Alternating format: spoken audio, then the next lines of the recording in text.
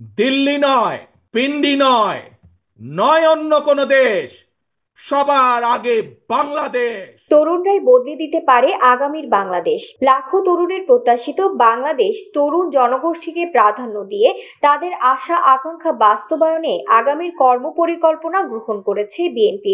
এমনটাই জানিয়েছে দলের ভারপ্রাপ্ত চেয়ারম্যান তারেক রহমান। আপনারাই আগামীর বাংলাদেশ, আপনারাই বাংলাদেশের সম্ভাবনাময় আজকের এই লাখো তরুণ মুখ। আপনারাই বদলে দিতে পারেন আগামীর বাংলাদেশ। বুধবার রাজধানীর নয়াপল্টনে বিএনপির তারুণ্যের সমাবেশে ভার্চুয়ালি উপস্থিত হয়ে তার বক্তব্যে তিনি এসব কথা বলেন। তারেক রহমান বলেন, দিল্লি নয়, পিন্ডি নয়, নয় অন্য কোনো দেশ, সবার আগে বাংলাদেশ। দিল্লি নয়, পিন্ডি নয়, নয় অন্য কোনো দেশ, সবার আগে বাংলাদেশ। বিএনপির ভারপ্রাপ্ত এই চেয়ারম্যান বলেন, আর কথা বলার রাজনীতি নয়, আগামী দিনের রাজনীতি নিরাপদ কর্মপরিবেশ, কর্মসংস্থান সৃষ্টির রাজনীতি, আগামী দিনের রাজনীতি বাস্তবায়ন ও দৃষ্টান্ত স্থাপনের রাজনীতি। তরুণ জনগোষ্ঠীকে প্রাধান্য দিয়ে তরুণ জনগোষ্ঠীর আশা আকাঙ্ক্ষাকে ধারণ করে বিএনপি আগামী দিনের সকল কর্ম পরিকল্পনা গ্রহণ করছে, কাজ করছে, প্রস্তুতি নিচ্ছে।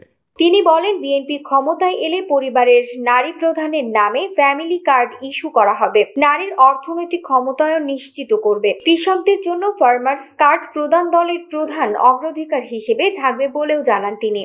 আমরা আশা করি সময়ের সাথে এর মাধ্যমে পরিবার এবং সমাজে একদিকে নারীর অর্থনৈতিক ক্ষমতায়ন ঘটবে, অপরদিকে পরিবারগুলোর সামনে ধীরে ধীরে স্বাবলম্বী হয়ে ওঠার সুযোগ তৈরি হবে। কৃষকদের জন্য ফার্মার্স কার্ড চালু করার আমাদের অন্যতম প্রধান অগ্রাধিকার। একটি নীতিমালার আওতায় কৃষকদের নামে ইস্যু করতে হবে ফার্মার্স কার্ড। এই ফার্মার্স কার্ডে জমির পরিমাণ, দাগ নম্বর সহ প্রয়োজনীয় সব তথ্য থাকবে। জনগণের বিশ্বাস নষ্ট হয় অন্তর্বর্তী সরকারের এমন পদক্ষেপ না নিতেও অন্তর্বর্তী সরকারের প্রতি আহ্বান জানান তারেক রহমান। তাদের প্রতি আমাদের আহ্বান থাকবে, তাদের প্রতি আমাদের পরামর্শ থাকবে। জনগণের বিশ্বাস ভালোবাসা নষ্ট হয় অন্তর্বর্তীকালীন সরকারের এমন কোনো পদক্ষেপ নেওয়া ঠিক হবে না।